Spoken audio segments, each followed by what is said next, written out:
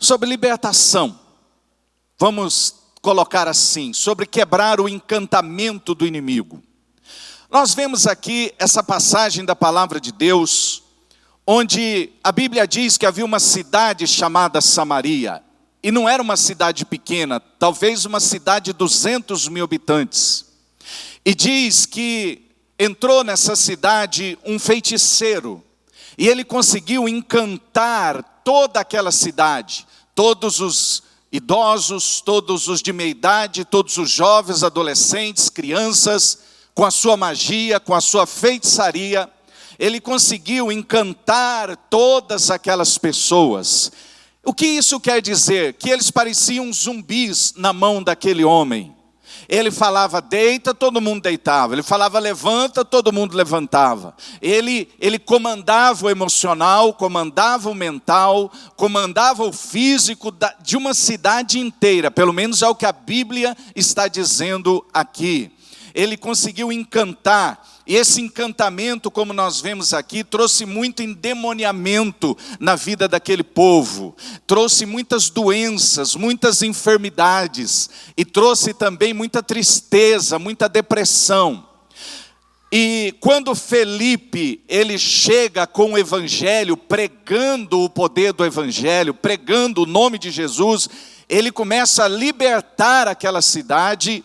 E a gente lê aqui que muita gente foi curada, os demônios saíam gritando daquelas pessoas, e o resultado final é que a alegria voltou para aquela cidade inteira. Uma das características de uma pessoa que ela precisa de libertação, que ela está presa, é a falta de alegria.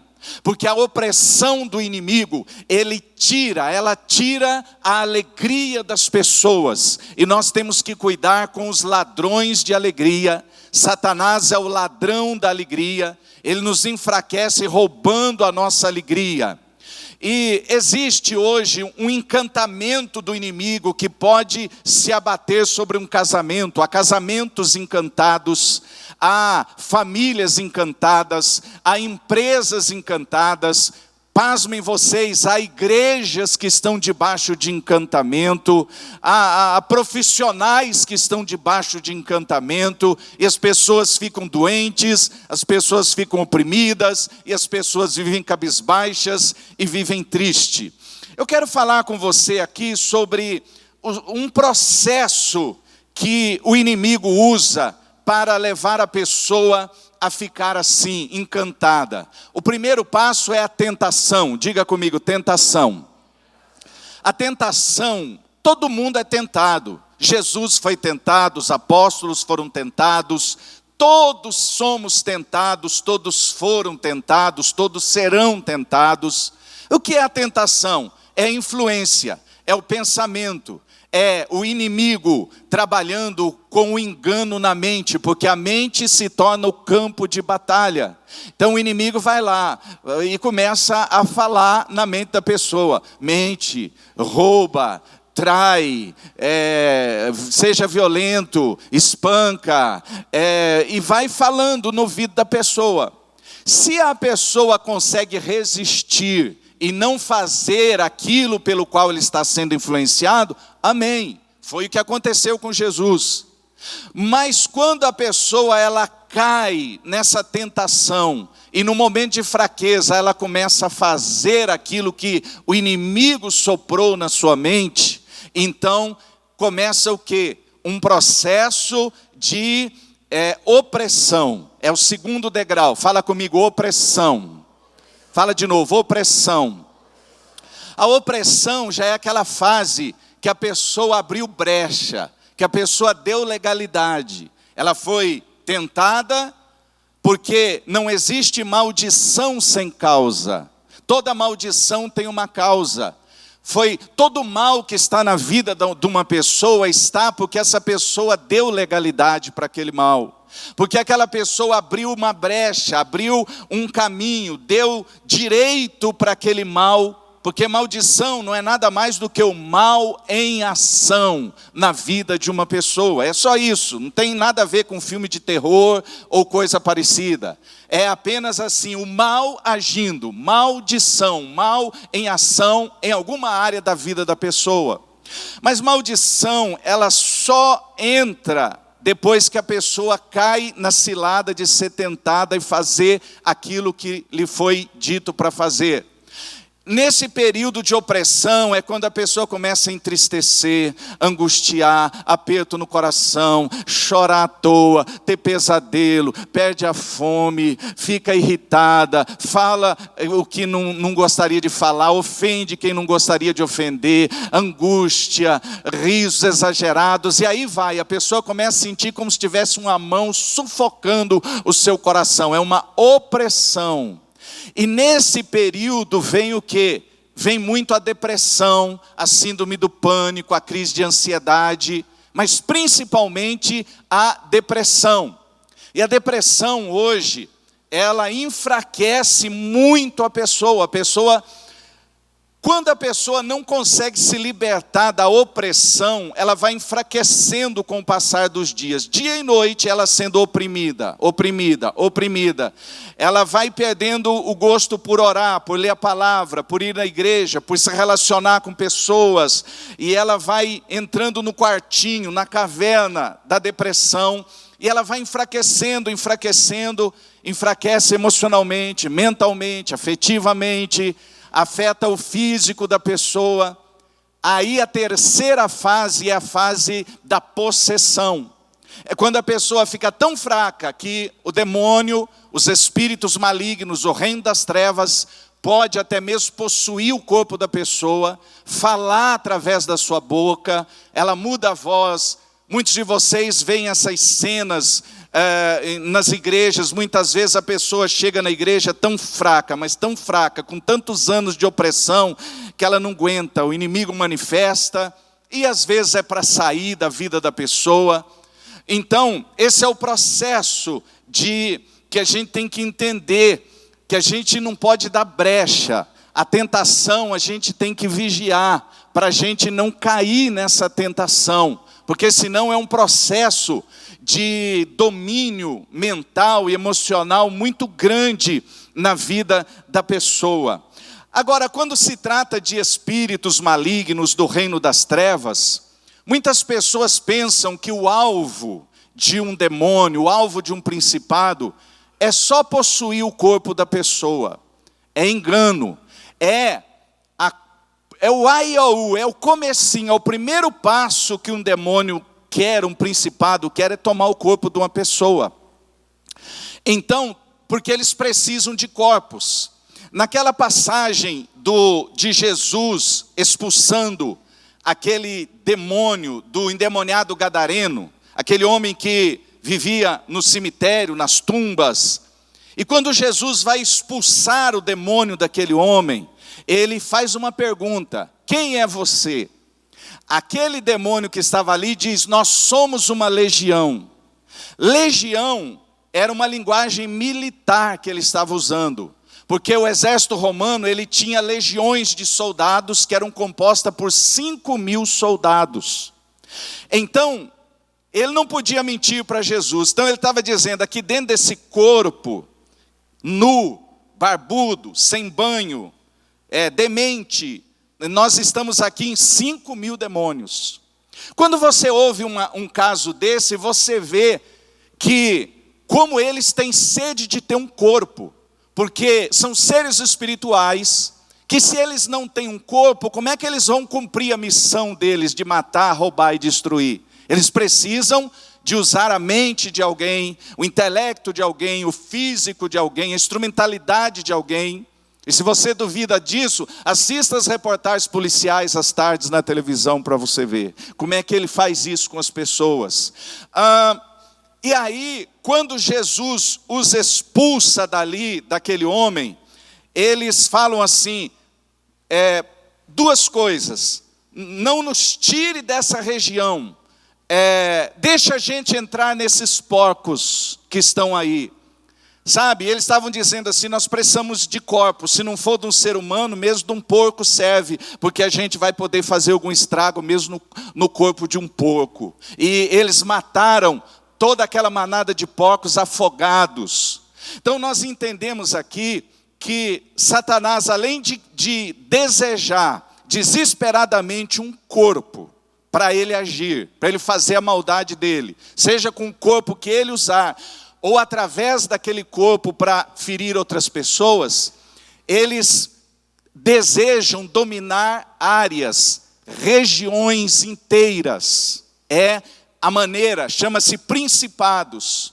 É onde existe um príncipe que ele chega, por exemplo, em Curitiba e fala: eu vou dominar Curitiba, Curitiba vai ser minha, que eu vou instalar o meu principado em Curitiba. Eu vou dominar o São Paulo, eu vou dominar esse estado. Quem tem um pouco mais assim de feeling para essas coisas espirituais, não precisa ter muito não, basta ter pouco, a pessoa já entende. Às vezes você chega, por exemplo, você chega numa cidade, só de descer no aeroporto você já sente, essa cidade aqui é dominada por espírito de violência, você já sente no ar. Você chega numa outra cidade e você sente no ar, aqui é dominado por um espírito de promiscuidade. E aí às vezes você vai fazer visita, só de entrar numa casa, quem já tem uma certa experiência, já percebe com duas conversas, qual é o espírito que está dominando aquela área, daquela casa ou daquele bairro. Tem uma cidade em Santa Catarina, e eu fui com a minha esposa, agora se você puder ir um dia, vá, é a cidade linda, linda, é a Alemanha no Brasil, né? E nós fomos lá, só que nessa cidade não tem mendigo, não tem pobreza, é uma cidade rica, linda, bonita, turística, mas ninguém compra corda em alguma loja sem ter autorização de juiz ou da polícia. Porque a pessoa compra a corda para se enforcar. As pessoas se suicidam demais naquela cidade. Rica, não tem problema de dinheiro, tem problema de moradia, não tem problema de roupa. Então se você chega e ouve uma história dessa, você vai entender que espírito está agindo nessa cidade. Um espírito de morte, um espírito de suicídio. Então, eles querem dominar regiões. Então você tem que vigiar para eles não entrarem na região da sua família, da sua casa, porque eles entram e marcam território e ali eles ficam, agindo na vida das pessoas. Mas mais do que um corpo, mais do que uma região, ele quer entrar na sua geração. Porque se ele entrar na sua geração, Satanás copia Deus em tudo. O que Deus diz? Eu sou o Deus de Abraão, de Isaac, O que Deus está dizendo? Eu sou um Deus geracional. Eu sou um Deus que quando eu entro para salvar as gerações inteiras. Pai, filho, neto, bisneto, tetraneto. Eu sou o Deus geracional. E quando Deus abençoa você, você é abençoado, pode crer, teu filho vai ser dobrado de bênção de você, teu neto vai ser triplicado, teu bisneto vai ser quadruplicado, porque a bênção quando passa de uma geração para outra, ela aumenta. E a maldição, quando ela passa de uma geração para outra, ela também vai aumentando. E ele quer entrar o quê? Na geração. Porque se ele entrar na geração, ele não tem só o corpo da pessoa, ele não tem só aquela região da pessoa, mas ele vai ter tudo que nascer daquela pessoa pelos próximos 100, 200, 300 anos, ele vai ter aquilo. E se não for quebrado a ação, se não for brecada, se não for parada esta ação, ele vai passar e cada geração, aquela maldição, ela é muito mais forte. Eu não tenho tempo para entrar aqui na parte doutrinária, mostrar na Bíblia o caso de Davi, como ele abriu uma brecha e toda a sua geração foi horrivelmente sofrida, como Abraão, que abriu uma brecha e também a sua geração sofreu com isso. Mas eu quero entrar em algumas coisas práticas com você, que eu tenho vivido nesses anos, porque eu nasci numa igreja que ministrava libertação, e o meu ministério é um chamado para a libertação, principalmente na área financeira. E por falar na área financeira, eu quero contar pelo menos 2 experiências. Primeiro eu quero dizer para você, irmão, que eu não sou daqueles que fica vendo do reino espiritual aberto, todo lado que tem um demônio naquela fechadura ali. Eu não sou assim. Eu sou mais sensitivo, eu sinto as coisas, eu sonho muito, Deus me fala muito em sonhos e visões, mas raramente eu vi um mundo aberto assim. Eu me lembro que quando eu estava começando o meu ministério, que eu era magro que dava dó, e o meu paletó de lista tinha uma lista só, eu estava em Uberlândia. E esse caso nunca me saiu, faz tantos anos, mas nunca me saiu da cabeça, porque tudo que impressiona o nosso cérebro, a gente não esquece nunca. Isso me impressionou muito, porque era um tipo assim do trabalho que a Jocum faz, e nós fomos fazer em Uberlândia. E o pastor da igreja de lá nos colocou numa casa, e era uma casa bonita, de classe média, móveis bonitos, tudo limpinho, a senhora muito agradável, o marido agradável, a filha agradável, e a gente, um grupo de jovens, e a gente ia dormir lá e comer lá e evangelizar o dia inteiro. E eu sempre fui, hoje eu não sou tanto, mas antes eu deitava e dormia mesmo, cansado, muito cansado, dormia, e quando eu deitei aquela noite eu não dormi. Eu vou resumir a história porque o negócio é meio sinistro. Quando foi lá pelas 3 da manhã, eu não conseguia dormir, eu olhei para a parede assim, eu vi um cara atravessando a parede, um cara parecia um terofilista, e todo com as roupas rasgadas, quando ainda não estava na moda usar roupa rasgada, e saiu e passou na minha frente. Pense, irmão, na minha reação de ver um negócio desse, pense o que eu fiquei paralisado. Aí eu orei o resto da madrugada, levantei no outro dia, sentei na mesa com o olho desse tamanho, com a olheira desse tamanho, fui evangelizar com olheira desse tamanho. Quando foi a segunda noite, eu orei, repreendi, amarrei, fiz toda a oração que eu sabia, que eu tinha aprendido. E quando foi de madrugada, sai o cara e mais um baixinho orelhudo assim. Eu falei, não é possível um negócio desse. Aí passou o grandão assim, todo, tipo assim, olhando de canto para mim, o baixinho encardido, fazendo assim. Eu falei, não é possível um negócio desse. Aí, quando foi a terceira noite, eu tive visões de novo. Estava no dia de ir embora. Aí eu já estava assim meio, sabe quando você vai ficando meio assim, falando, será que eu estou louco? Aí eu sentei na mesa do almoço, e a irmã almoçou, a irmã estava quieta também, e eu estava assim olhando para os lados, pensando, será que eles estão vendo também? Aí ficou só eu e a irmã na mesa, eu não tinha nem vontade de sair mais. Aí eu fiquei e a irmã começou, meu Deus, Eu falei, o que foi, irmã? Ela falou, olha na panela, pastor. Eu falei, estão aí dentro?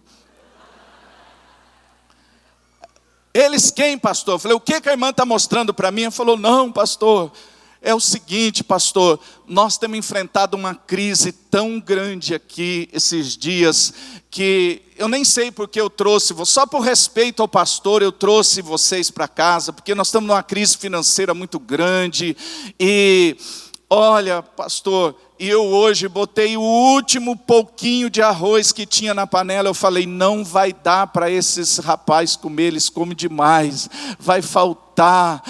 Meu Deus, ou pela primeira vez vai faltar comida na minha mesa.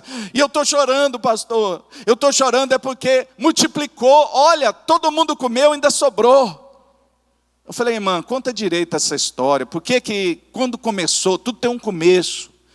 Falou, não, meu marido sempre foi um crente fiel, mas esses dias eu não sei o que aconteceu. Ele saiu da igreja e na porta da igreja falou, a partir de hoje eu não dizimo mais. Eu falei, mas por quê? Não interessa. E não, ele tem uma imobiliária, desde esse dia não vende nada, nós estamos com um problema financeiro, minha filha perdeu o emprego. Eu falei, irmã, eu não tinha experiência nenhuma ainda nessa área. Eu chamei e contei para os dois. Falei, ó, eu tenho visto um cara passar todo fortão aqui, deve ser um demônio que está na casa de vocês, um espírito de miséria. E tem um baixinho orelhudo também. E eles passam assim, todo orgulhoso e como se fosse dono aqui dessa casa. E eu acho que esse negócio é porque o senhor parou de dizimar. O senhor não é obrigado a dizimar, mas o senhor tinha um voto. Voto não cumprido dá brecha, dá legalidade para o inimigo entrar. Então eu acho melhor o senhor consertar com Deus, o senhor fazer alguma coisa, porque senão a coisa ainda vai ficar mais feia para o lado de vocês ainda. Eu já ia embora aquele dia mesmo, falei tudo que tinha que falar. Aí fui para Ituiutaba pregar, e quando eu voltei uns dias depois, o pastor falou, o casal quer você lá, dormindo lá de novo. Eu falei, será? Aí fui, cheguei lá, já a moça veio na porta falando que tinha arrumado um emprego, e o homem já tinha fechado negócios, já tinham pago conta, estava todo mundo feliz, igual a cidade de Filipe aqui, todo mundo estava feliz, alegre, e eu comecei a entender que existem espíritos de miséria, que só entram quando a gente dá legalidade. Quando é que a gente dá legalidade? Quando a gente quebra princípios. E o dízimo é um princípio. Então eu aprendi isso logo cedo na minha carreira, há 30 anos atrás. Mais recentemente, alguns anos, só mais uma experiência para você. Há alguns anos atrás, eu tinha um programa de rádio em Curitiba, que pegava no Brasil inteiro. E um dia ligou alguém de uma cidade chamada Terra de Areia, no Rio Grande do Sul. E esse pastor, então, ele ligou. A igreja dele, irmãos, o povo estava numa miséria, a cidade estava em miséria, e ele me ouvia falar, prosperidade, Deus quer te libertar da miséria, Deus quer te abençoar. E ele falou assim, eu vou ligar para esse pastor, se for de Deus dele vir na minha cidade, ele vai aceitar, sem saber de nada. E aí ele vai vir aqui, e ele vai orar, e esse mal vai ser quebrado da minha igreja e da cidade inteira. E ele ligou, e eu senti pelo Espírito Santo de ir, não sabia quem era, qual a denominação. Logo na ida, irmãos, já senti o peso da ida. Parece que tinha um peso em cima do carro. Aí o pastor falou para mim assim, eu lembro até hoje o nome do hotel. Falou, irmão, vai chegar, tem um posto na beira da estrada chamado Ganso. Nesse posto tem um hotel, Ganso. Aí o irmão hospeda lá que eu vou buscar o irmão. Aí eu hospedei no hotel Ganso. Quando chega a hora de ir para a igreja, ninguém foi me buscar. Aí eu esperei, fui pelo rumo, perguntando, cheguei na igreja. Pense numa igreja muito bonita, mas assim, um peso, irmão, para pregar, um peso, um negócio horrível, um negócio terrível. E uma voz falava no meu ouvido assim, você vai ficar 3 dias aqui ainda? Inventa uma desculpa para esse pastor, e some daqui, vai embora amanhã de volta. Pastor nem foi te buscar no hotel, é um negócio de doido, parece ter um clima de velório aqui, vai embora. Aí eu comecei a pensar, falei, isso não é o Espírito Santo que está falando comigo, isso é algum demônio que está tentando me desencorajar para eu não ficar amanhã, depois. Eu orei, preguei, foi duro de pregar, foi pesado de pregar, dava vontade mesmo de sumir dali, tinha um peso muito grande, mas eu orei. Mas foi a segunda coisa que me impressionou. O pastor foi levar alguém no sítio e vinha voltando.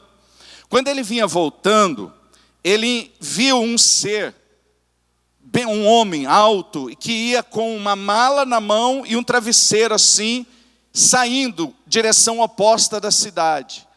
Ele parou o carro para ver se aquele homem precisava de ajuda. Quando ele abriu o vidro do passageiro e olhou, não era um ser natural, era um ser espiritual. Ele se arrepiou tudo, ficou paralisado, porque ele tinha perguntado assim, você quer voltar para a cidade, está precisando de ajuda? Aí aquele ser assim, sem falar nada, né, ele ouviu aquele ser falando assim, você trouxe um pastor de Curitiba para me tirar da cidade, da tua igreja, e agora você quer me levar de volta? Aqui para você. E desapareceu na frente dele. Rapaz, quando aquele pastor pôde andar, pisou naquele carro.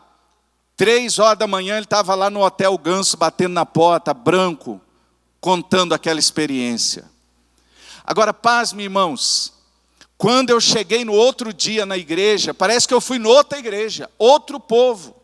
Estava assim, um clima leve, o povo chegando rindo, conversando, alegre, feliz. Eu ministrei 3 dias ali, foi gostoso demais, aliviou o clima. Eu voltei, uma coisa gostosa, voltei para Curitiba.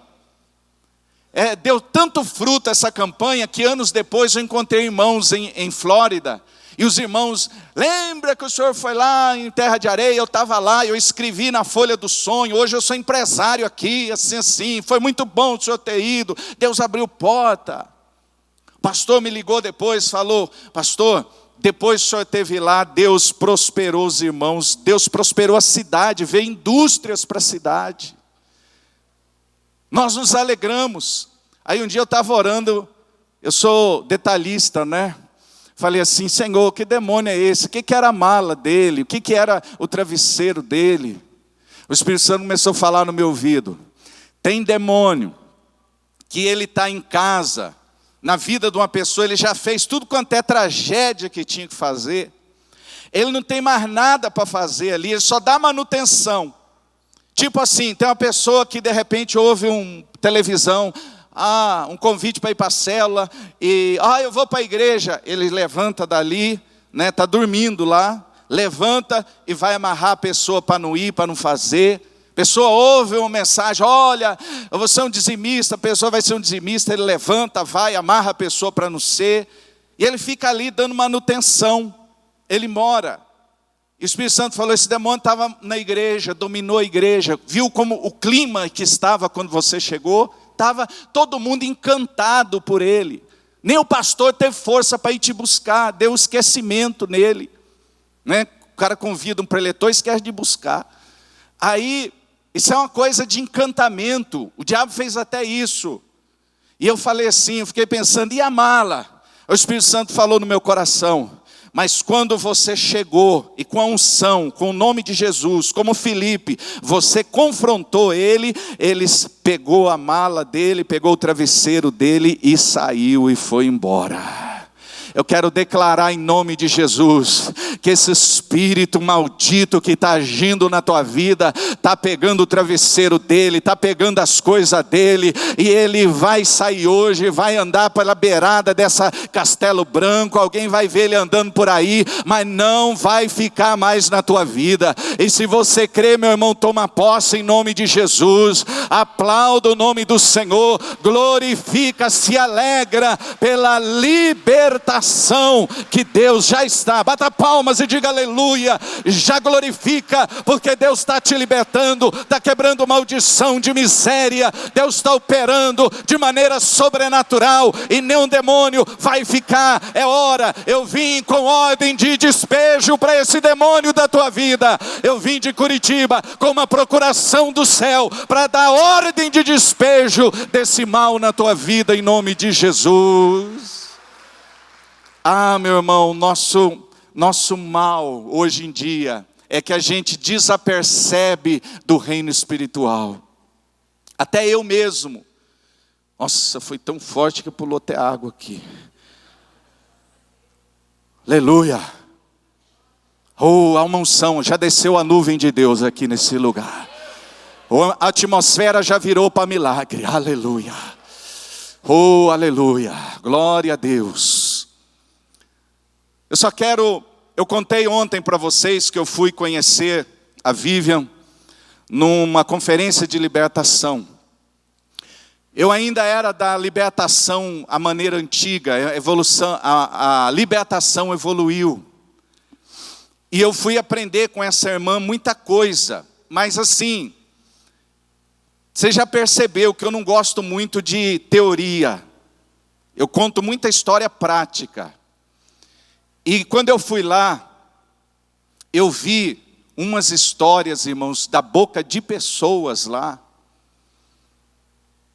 que foi impressionante como que a gente está desapercebido do reino espiritual e a gente vai se encantando.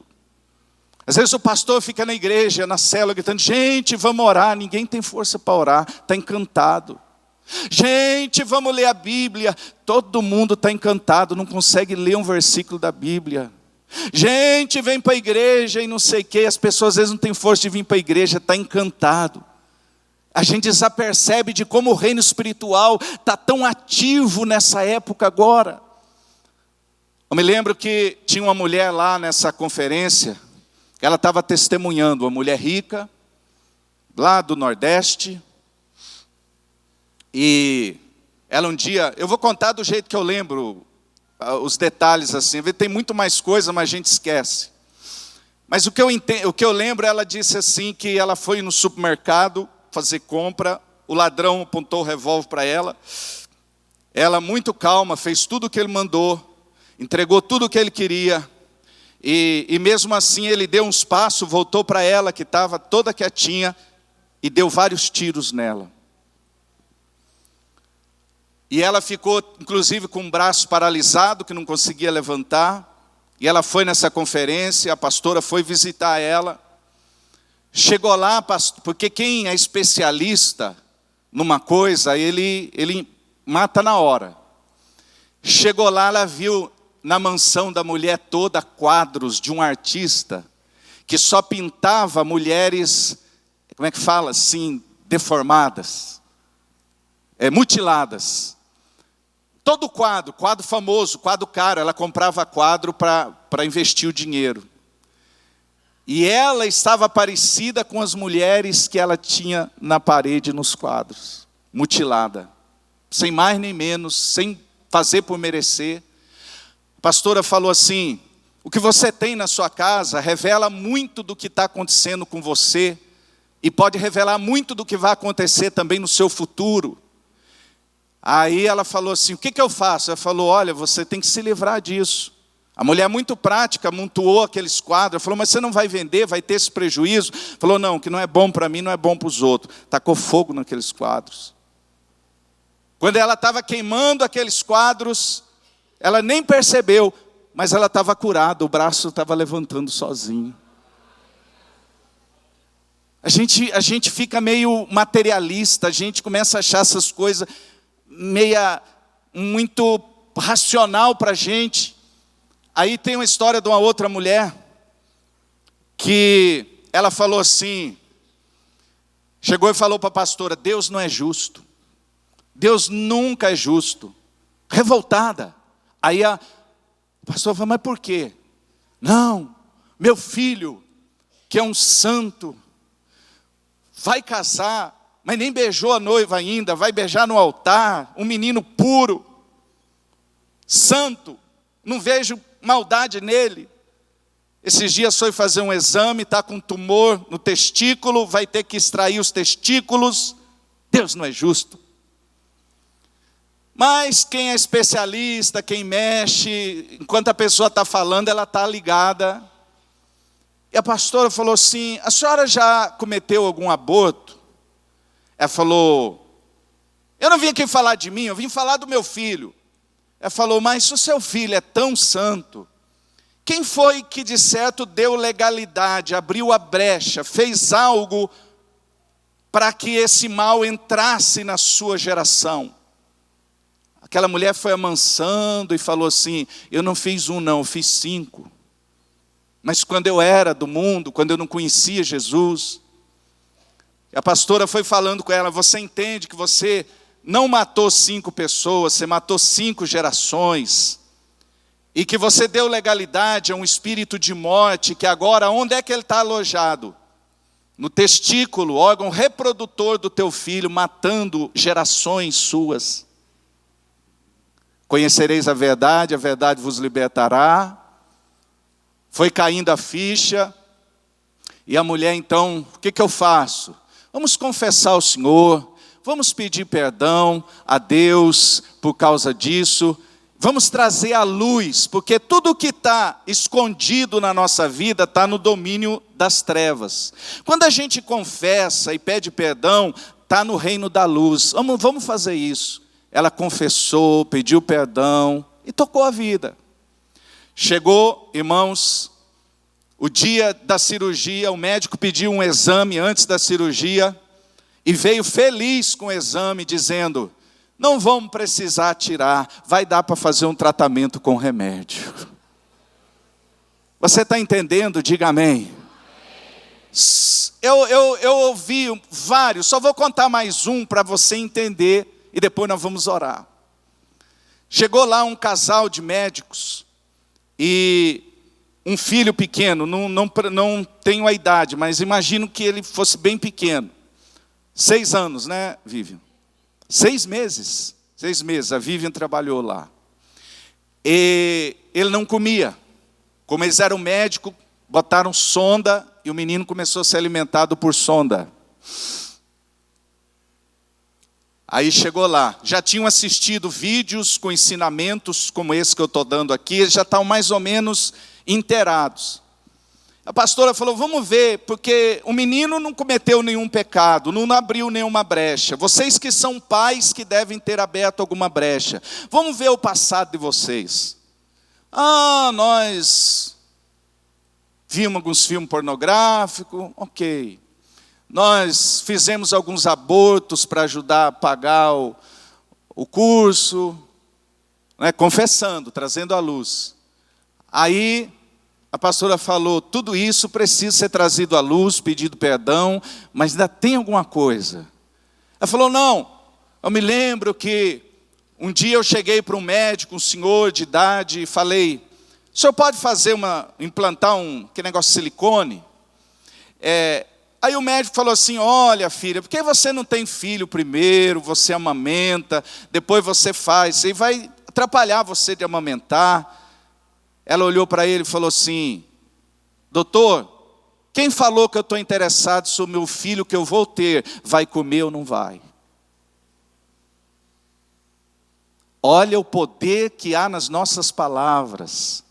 Aquela palavra deu uma legalidade e o menino está ali agora, não comia, ia morrer sem comer. E aí, o que eu faço, pastora? Vamos confessar ao Senhor, vamos pedir perdão, vamos trazer à luz. Vocês já trouxeram à luz tudo isso? Ok.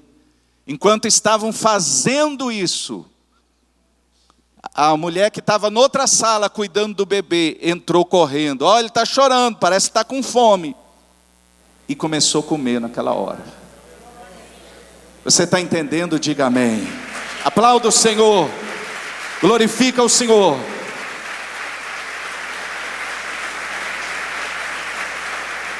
Fechando aqui. Você é muito inteligente, você já entendeu. Eu fui lá, eu trouxe a chave de libertação para o meu filho. Você já entendeu, você fala: como é que a gente, entre aspas, né, quebra uma maldição? Por exemplo, você tem sua casa lá, aí o seu cachorro faz cocô na área, e vem a mosca, e você vai lá e faz assim, toca a mosca. Há probabilidade dela voltar, sim ou não? O que você tem que fazer para ela não voltar? Você tem que limpar a sujeira, deixar limpinho, que ela não volta mais. Os demônios são assim, as entidades das trevas são assim. Quando você tira a sujeira, quando você fecha a brecha, eles não voltam mais. Hoje é noite da gente fechar brechas neste lugar. Quero que você pegue aquela folha que você levou, segure nas suas mãos. Pessoal que vai me ajudar na ceia do fortalecimento, pode se posicionar, pegar as bandejas, o pão. O pessoal do louvor já está aqui. Você que trouxe aquele envelope para você fazer a sua oferta nesta noite. Segure também na sua mão para fazer a sua oferta de sacrifício, aquilo que Deus moveu o seu coração.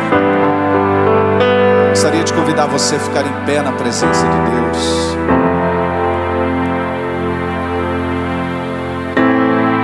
O Espírito Santo ainda me incomoda de falar sobre um princípio que eu já toquei aqui. A minha mãe, ela é muito usada em profecias. Uns anos atrás ela me ajudava em Curitiba. Chegou uma mulher para ela e falou assim: eu ouvi dizer, seu filho falou na televisão que a senhora é muito usada, então dá um jeito aí, tá com a profecia, porque está acontecendo na minha vida, está tudo amarrado. Minha mãe, tadinha, tímida: não é assim, irmã. Não, irmã, ora por mim aí. Minha mãe, tadinha, fechou o olho e orou. E ela falou assim: irmã, tudo que eu consegui ver foi uma Bíblia cheia de envelopes de oferta dentro de um diferente do outro. Que jeito é essa Bíblia, irmão? Assim, assim, assim. Que jeito é esse envelope, irmão? Assim, assim, assim. Ela enfiou a mão na bolsa e tirou e falou: é essa aqui? Minha mãe falou: é essa sim que eu vi. Não, esse envelope aqui é porque eu vou num monte de igreja e cada um eu pego o envelope, cada uma oferta, e eu não esqueço, não dou, vai juntando aqui. O Espírito Santo falou: sua vida está amarrada, porque a senhora faz voto e não cumpre. E eu entendi que votos não cumpridos podem dar legalidade. A pessoa fez o voto do carnê disso, de dizimar, de ofertar. Ah, apóstolo, eu já fiz. O voto que eu fiz é impossível de eu cumprir. O que eu faço? Vou te dar um conselho para você fechar a brecha. Faz uma oferta de remissão. Fala: Deus, eu jamais vou poder cumprir esse voto, mas eu estou fazendo uma oferta para remir, para liberar esse voto nas regiões celestiais. Fecha brechas hoje. Você não é um dizimista? Faça um propósito com Deus. Senhor, eu vou fechar essa brecha, eu vou ser um dizimista fiel. A gente faz votos em tempos de desespero e depois a gente ainda não cumpre. Então segura, nós vamos cantar. Enquanto nós estiver cantando, esses irmãos vão passar. Só deixa um copinho para mim depois aqui, por favor. Então, eles vão pôr na sua mão um copinho com água e um pedaço de pão. Segura aí, não beba, não coma. Depois eu vou explicar. É a ceia do fortalecimento. E você, enquanto pega, segura também essa folha com os teus sonhos e começa a enxergar tudo que você escreveu aí já acontecendo na sua vida. Gera, veja você dentro dessa casa, veja dentro desse carro, veja teu esposo salvo, veja teu filho liberto, veja essa empresa, veja os dígitos que você quer ganhar, tá? Vai enxergando, vai gerando. Vamos cantando, gerando, orando em línguas, glorificando, preparando para o corredor de fogo, para o corredor dos milagres. Vamos preparando para entregar o sonho no altar de Deus. Vai consertando brechas, vai renovando alianças com Deus. Ouça o Espírito Santo agora.